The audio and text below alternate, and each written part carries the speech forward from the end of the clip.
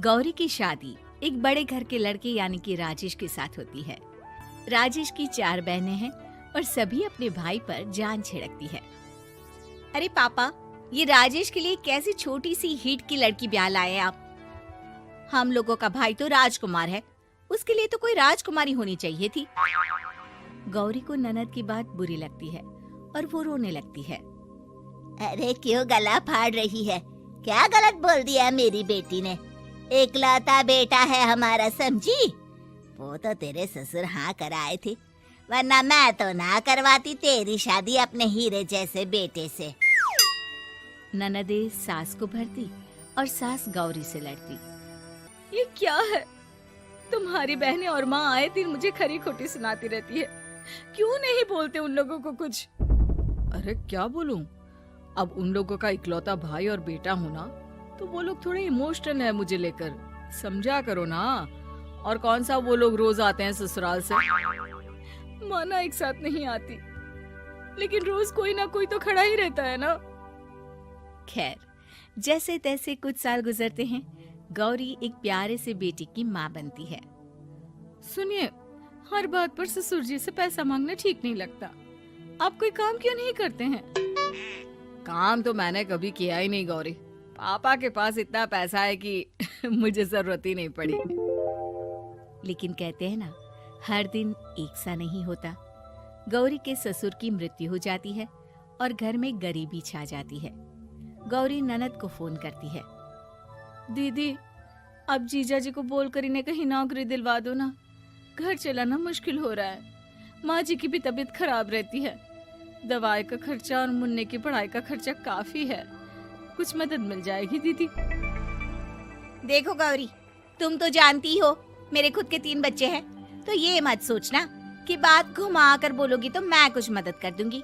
अब पति तुम्हारा है, सास तुम्हारी है, तो करना तो तुमको ही है ना। हम भी तो निभा रहे हैं। खैर, बोल दूंगी इनको। गौरी समझ जाती है। वो दूसरी ननद को फोन करती है, लेकिन वहाँ से भी उसे कुछ ऐसा ही जवाब मिलता है। अरे भाभी, हमारा भाई कैसे काम करेगा? वो तो राजकुमार है। बस आप जरा माँ का ख्याल रखो, उन्हें कोई तकलीफ मत होने देना। बाकी करते हैं बात आराम से। गौरी के सामने संकट आ जाता है कि वो कैसे अपना परिवार चलाए। ना पति काम करना चाहता है और ना ननदे मदद। फिर एक रोज गौरी की सहेली कहती है, गौरी, मैं ना एक फैक्ट्री में काम करती हूँ, तुम्हारी परेशानी समझ सकती हूँ। क्यों नहीं तुम भी मेरे साथ वहाँ काम करती? अरे लेकिन मुन्ना तो छोटा है ना। तो क्या हुआ? तेरी सास और पति तो घर पर ही हैं, वो लोग संभाल लेंगे। तू चल मेरे साथ। गौरी ने अब काम करना शुरू कर दिया था, लेकिन उसका सपना अपने बेटे को अच्छी शिक्षा देने का था। गौरी अपने भाई से कहती है, भाई, आपके बच्चे जिस स्कूल में पढ़ते हैं उस पर मेरे गौरव का भी एडमिशन हो सकता है क्या? अरे कैसे बात कर रही है गौरी? जितना तू कमाती है उतने में तो तेरा घर भी नहीं चलता। तू कहाँ इतने महंगे स्कूल का सपना देख रही है? लेकिन गौरी भी ठान लेती है कि वो किसी न किसी तरह अपने बच्चे को अच्छे स्कूल में पढ़ाएगी। माँ जी, ये मेरे गहने हैं, मैं बेच रही हूँ। गौरव का कल एडमिशन है। अरे वो तो ठीक है गौरी, लेकिन आगे की फीस कैसे मैनेज करेगी? और ज्यादा मेहनत कर लूंगी माँ। गौरव कुछ बन गया तो हम लोगों के सारे दुख दर्द दूर कर देगा। गौरी, हम लोगं ने तुझे गलत समझा, लेकिन तू ही थी जो ये घर लेकर चल रही है, वरना कब की अलग हो जाती। गौरी सास की ओर मुस्कुराकर देखती है।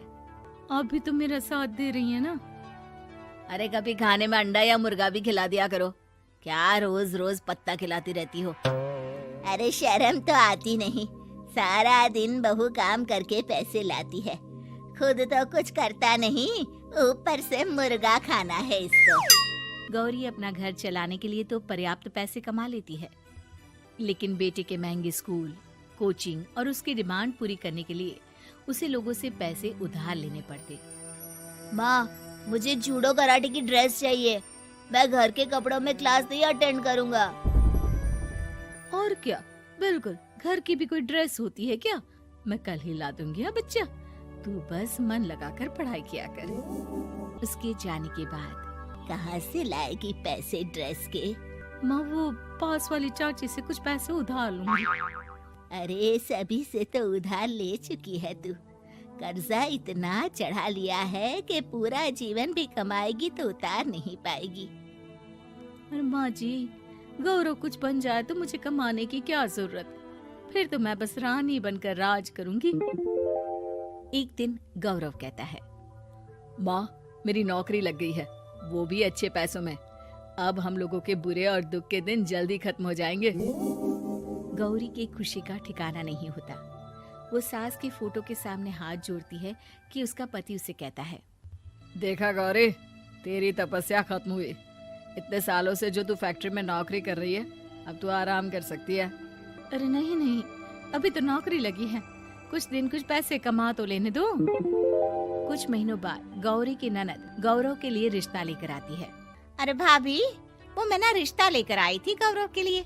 सुना अच्छा कमा रहा है, क्यों? देखा मेरी बहन कितनी अच्छी है, कितना सोचती है हम लोगों के लिए। गौरी कुछ नहीं कहती, लेकिन उसका मन नहीं होता है कि वो बेटी की शादी इतनी जल्दी कर दे। हाँ वो तो ठीक है, लेकिन अभी कुछ कर्जा है जिसे उतारना है। तो क्या हो गया, शादी के बाद भी उतार लेगा। कम से कम एक लड़की आ जाएगी तो आराम रहेगा। गौरी लोगों के प्रेशर में आकर बेटे की शादी कर देती है और शादी के बाद एक दिन जब अपनी फैक्ट्री में जाती है। मैनेजर साहब, कैसे इस फैक्ट्री में 22 साल काम कर लिया पता ही नहीं चला। अब तो बेटा सेटल हो चुका है, नौकरी की जरूरत नहीं है। लेकिन आप सभी का शुक्रिया। गौरी बहन, बहुत मेहनत की तुमने जीवन में, अब भगवान कोई मुश्किल ना दे। गौरी घर आती है, लेकिन दरवाजे के बाहर से ही उसे बहू और बेटे की आवाज सुनाई देती है। क्या है, तुम्हारी माँ ने तो सोचा भी नहीं कि जो कर्जा वो ले रही है खुद की अय्याशी के लिए, वो हम लोग क्यों भरे? उनका कर्जा है वो देखे। हाँ लेकिन क्या करूं, माँ को छोड़कर रह भी तो नहीं सकता ना। अरे रह नहीं सकते तो क्या करोगी? पूरी जिंदगी उनका कर्जा चुकाते रहोगे? कल को हमारी भी फैमिली बढ़ेगी, कैसे मैनेज करेंगे? मैं नहीं जानती, साफ साफ बोल दो पैसे नहीं है फालतू के। जिसका कर्जा है वही निपटाए। गौरी बेटे बहू की बात सुनकर स्तब्ध रह जाती है और अंदर न आकर वहाँ से सीधे फैक्ट्री जाती है। मैनेजर साहब, मैं सोच रही थी कि इतनी जल्दी नौकरी नहीं छोड़नी चाहिए, जब तक हिम्मत है तो कर लेते हैं। वो मेरा इस्तीफा ना वापस कर दीजिए। ये बोलकर गौरी की आंख लाल हो जाती है। मैनेजर समझ जाता है कि गौरी की उम्मीद टूट चुकी है। वो उसके हाथ में इस्तीफा रखकर कहता है, कर्जा माँ का है तो माँ ही चुकाएगी। माँ का कर्जा आज तक क्या कोई चुका पाया है?